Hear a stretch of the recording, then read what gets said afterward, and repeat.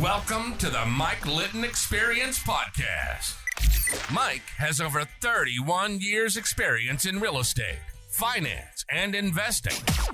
He's passionate about being a father, a teacher, a realtor, an investor, and a leader. Everyone has a story, and our passion is to help them tell it. And now, introducing the host of the Mike Litton Experience, Mike Litton. So what can you expect from the Mike Litton Experience? You can expect stories that will inspire, motivate, advice that will sharpen your focus, and expert information on real estate, finance, and market conditions. Angie, Henry, and Jae Henry, thank you so much for joining us on the Mike Litton Experience. I'm super excited to have you guys here. Like we talked about before we hit record, everybody has a story, and our passion is to help them tell it. So with your permission, we're going to start with you, Angie, and then go to you, Jay, because ladies first, right? And you know this being married, right? She goes first. So we're going to start with where you were born, go all the way up to today, and then we want to talk about New Palace Realty. You all just celebrated your 10th anniversary being open for business. And you're up to 2 offices, right? I'm super proud of you guys and super excited to talk with you. Thanks again for being here. Absolutely. Thank you for having us. Appreciate you having us. So full disclosure, you were on the Mike Litton show on KCBQ with me, and we interviewed you a lot of years ago now. It was probably 10 years ago. I think we were just starting the company, so I think it was, yeah, I think you were just getting going. Yeah. You were just forming it, right? Yes. So, yeah. So Angie, share with us where you were born. So I was born in a rural town of Mexico. Zacatecas is the state. I say it's like the Nebraska of Mexico. It's not a tourist destination. It's just very rural, very Nebraska is. I love it. Yeah. And so I was born there, and one of 6 siblings, and my parents were going back and forth. My mom had some of us here in the States, and then had some of us there until they finally settled here in the early 70s, and said, okay, she's not going to go back.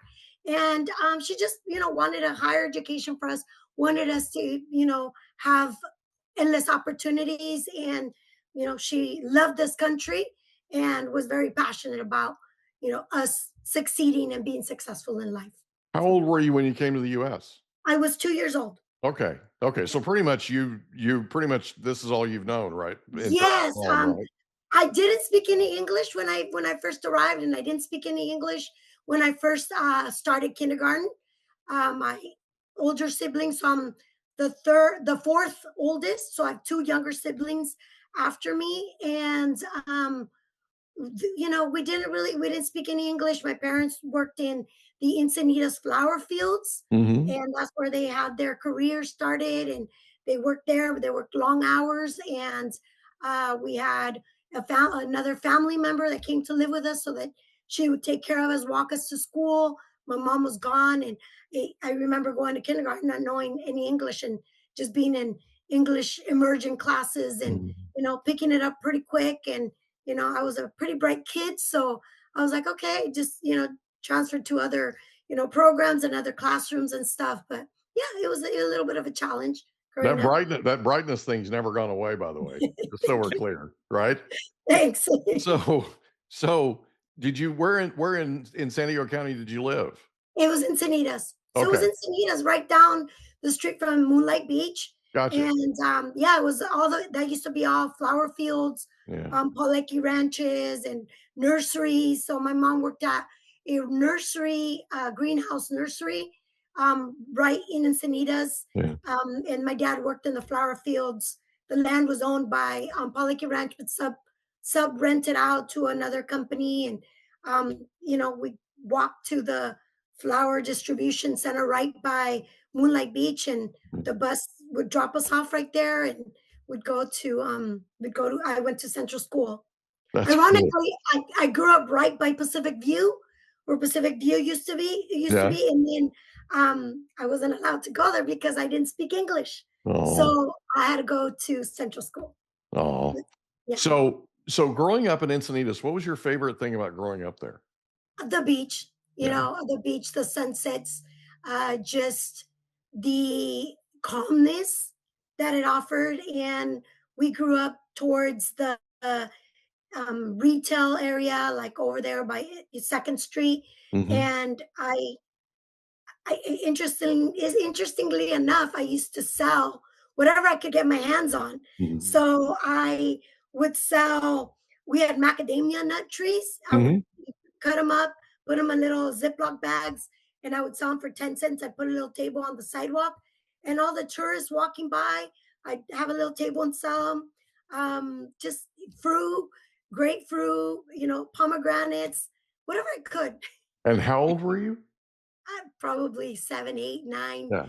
And yeah, my dad would bring flowers too, and he'd have us go sell the flowers. And there was another family that were avid, like they had their route, and so I would have to try to compete with them.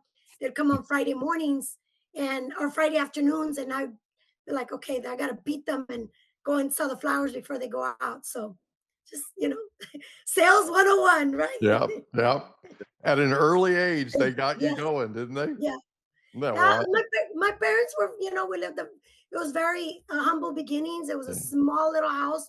I didn't have, it was a two-bedroom house with, 6 kids plus my cousin that lived there. So 7 kids basically. And I slept in the sofa sleeper. And the house was like 600 square feet, if I Yeah. say that was, and I didn't have my own bed. I didn't have my own room. So I would, I couldn't ask my parents for money. So I just had to make my own opportunities and figure it out. Yeah, And absolutely. my little sister and my little brother, they want pizza on Friday nights, and I'd be like, okay, let me go see what I can sell. Let me go sell some fruit, or let me go and figure out how I'm gonna get some money to get you guys some pizza on Friday night. So Right. it's Oh, just cool. That's awesome. interesting. Yeah, Where'd you go to high school? I went to San Diego. Okay. Yeah. In high school, did you have a favorite subject? Um, I loved history. Honestly, history was my favorite. And to this day, I love history. I love learning about people and just historic events and just people that made an impact in Yeah, history. I've always been intrigued by that. that's So cool. yeah. Did you have a favorite teacher in high school? I had a favorite mentor, I believe. I didn't have a favorite teacher, but we belonged to the migrant education program, Mhm. and there was a teacher or counselor that really carried us throughout elementary, junior high, and and high school, and just very influential. And like, you have to be successful, you have to do this, you have to go to school, you have to do all these things, and it was that's his name's Teddy Borja. He was a school teacher, and then he was part of the um, migrant education program. So yeah, Right. yeah, Sounds like he had a major impact on your life. he did, and he's still around. He's part of the. I don't think he's retired now, but we still keep in touch and go to lunch. Mhm. And I see him traveling all around the world now, and I'm like, I want to be like you when I retire. So Yeah. That's awesome. So after high school, where did you go?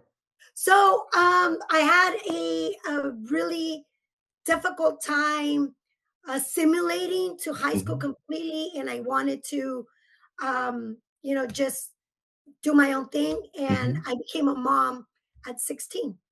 So I kind of Okay. went on a rebellious route and thought I was growing up. I started having my first job when I was 13. I worked at the Peppermill restaurant in Encinitas, and Mhm. I thought I was independent. I was grown up, had my own money, surprisingly, right? Had my Mhm. own money.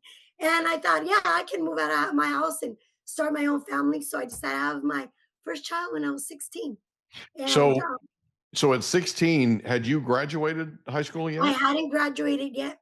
So I had to go to Sunset High School, and it was Sunset High School. I was in my 10th grade, Mhm. and then I graduated with my class, Mhm. 11th, 12th. Still kept going to school, still kept doing my studies, and school was very important. I needed to get my high school diploma. So, Yeah. kid and tot, I put my son in a stroller and walk over to Sunset High School. And I finished my high school diploma in my year that I was supposed to graduate.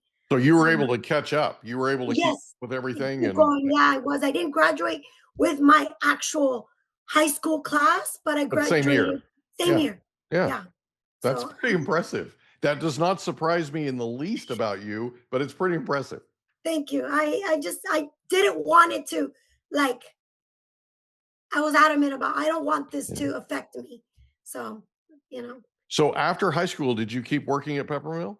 No, I ended up quitting Peppermill, and then I was doing my parents ended up buying a house in San Marcos. We Mm-hmm. lived in Encinitas, and then my brother, very, interesting, my brother, when I was like 12 years old, he went into the Navy, Mm-hmm. and he was able to save enough money for my parents to buy a house. So we moved out of that little, you know, slum little house that it was in Sanitas, but it was just falling apart. Still Right. falling apart. It's still there, surprisingly. Hasn't. But we moved to San Marcos. My parents bought their first home in San Marcos.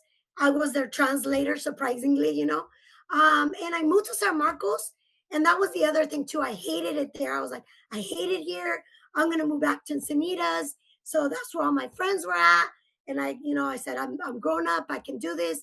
I'm gonna, the only way I knew that my parents would, say, okay, you're moving out, was if I had a child, and Mm-hmm. that's what I decided to do. And I left, and I moved back to Encinitas with my son's father, and I lived there for a couple of years.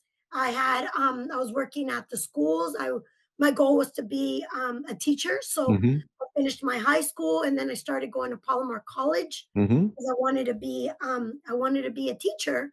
So I started taking a liberal arts, program at Palomar College, and Mm-hmm. was doing that. I was working at the elementary school there as a noon duty, teacher assistant, whatever I could do.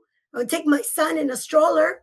They would, whenever they would let me, and lived there for a couple of years, and then ended up, that relationship didn't work out, and ended up moving back to San Marcos with my parents in when I was like 19 years old. And So then did you become a teacher?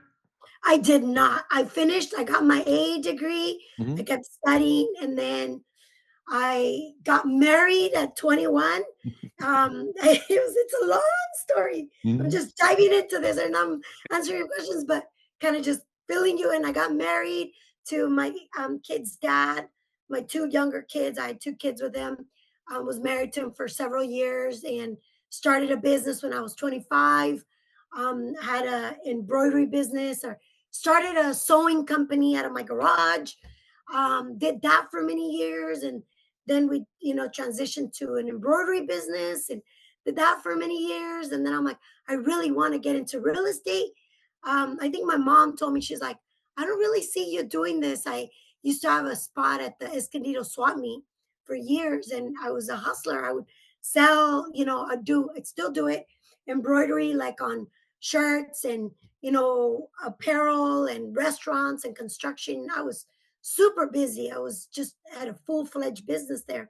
And one day my mom's like, yeah, I like this, but I really don't like this for you. I can't see you doing this all your life. And I'm like, well, mom, I'm making good money. It's like, nah, I don't see you doing this. You really should find something you're passionate about. And I'm like, I think you're right. I think, my calling had always been real estate. I always was in love with the fact of finding people a home. And when my parents bought their home in San Marcos, I always fell in love with, the difference that real estate made in my family, and Mm-hmm. how I saw that impact on my mom, how we went from being renters to now being homeowners, and Mm-hmm. how my mom transitioned into being homeowner. And so I'm like, maybe Mm-hmm. I should do real estate. She's like, yeah, that would be great. So she was so excited for me, and I went and I got my license. And I remember she went shopping with me, and no, you gotta wear business suits, you gotta wear, Mm-hmm. nice jewelry, and gotta look good. And I was like, okay, good. And I got my license in 2006. And shortly after, my mom got diagnosed with terminal cancer. Oh, I'm sorry. And yeah, and she It was in March I got my license, and then in August of that same year, she passed away. I'm So sorry. super quick. And I almost gave up real estate because I was like, no, it's not meant to be. And then one of my oldest brothers, like, really? Are you kidding me?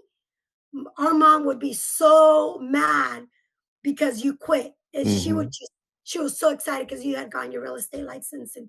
And I'm like, you're right. And it just lit a fire upon me. And I just said, no, I'm not gonna quit. And I just, you know, fueled the way forward. And that was it. I didn't need anything else. I was, self-motivated and just, you know, the rest is history, right? Right. So you worked in real estate for the next 8 years Yes, and then correct. decided to open New Palace Realty. Correct. Right. Now Oh, we're going to talk about New Palace Realty in a few minutes, but I want to get yes, to Jay and yes, I want to do Jay's life story real quick, if that's okay. Right. yes, Jay, is that all right? absolutely. Absolutely. Absolutely. Okay. So Jay, where were you born? So yeah, I was born in Huntington, Long Island, in New York, of two Jamaican parents. My mom, my father, both migrated here in the '60s. So yeah, they moved to Florida, then they moved to New York, and that's where they had me. Yeah, my sister and I were my mother's two kids. My dad had previous children from a previous relationship, and they're scattered throughout the world. But I've met one of the three other siblings. But my sister and I primarily grew up in New York. They're in Huntington, so it's a suburb in Huntington. Spent high school, two elementary schools, then Findlay for junior high, and then Huntington High School, obviously for high school. So you know what I'm getting ready to ask you, right? Absolutely. Go ahead. What was your favorite thing about growing up there? Man. All right. So many things, but honestly, one of the biggest people influenced my life, my godmother, who lived in Lower Manhattan, and she was a world traveler. She lost her husband probably her mid 40s or so. Mm-hmm. And so she was a widow for 50 years before she passed.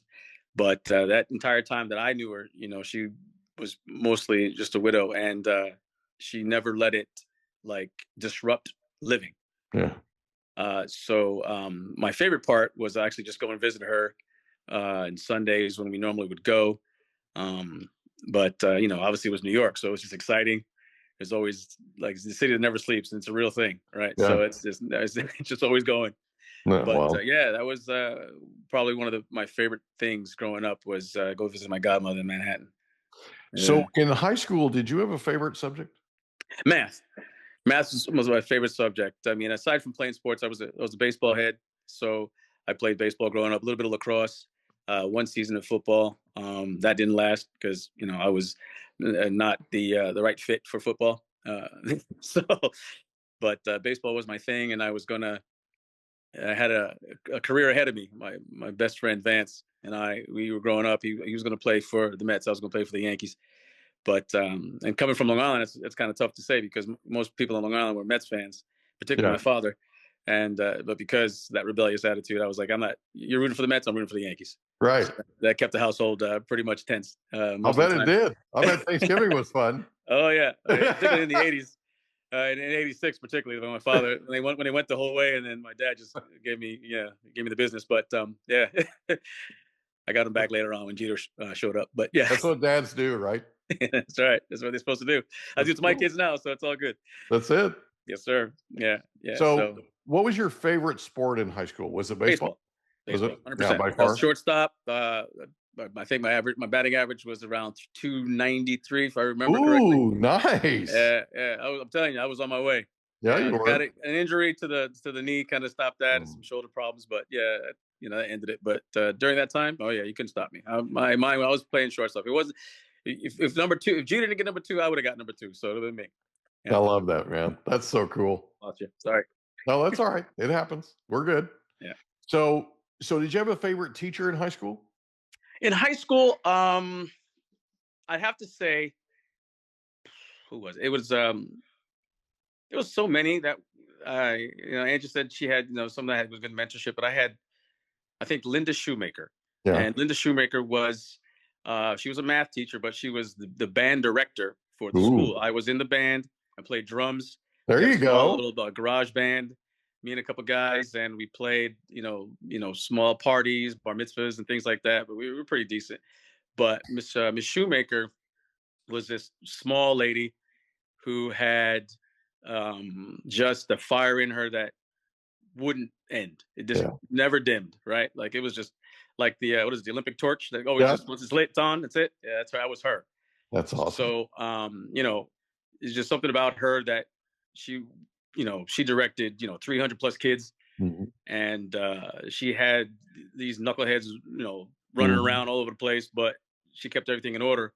And when she spoke, that was the word of God, essentially. You know what I mean? So we were like, oh wow, that this lady had so much influence on all of these kids at one time. It just was an impact on myself. So I think Linda Shoemaker was my favorite. Yeah. Isn't it amazing how teachers and mentors can have an impact on your life like that? 100%. You never forget them, right? No. That's kind of been the running theme. You guys, as I mentioned, are episode 278 of this podcast. And one of the things that we've entered into sort of as a running theme is the idea of paying it forward. Right. And specifically, we're getting to a place, you guys are not quite as long in the tooth as I am, but I'm at a place where, and you are too, where there are people coming up that are younger than us. Yeah. And they're coming up in the business, and they're coming up in our business, and they're coming up in other businesses, right? And we see something that's going on or something they might be doing, and we really need to help them. We need to take the time to help them.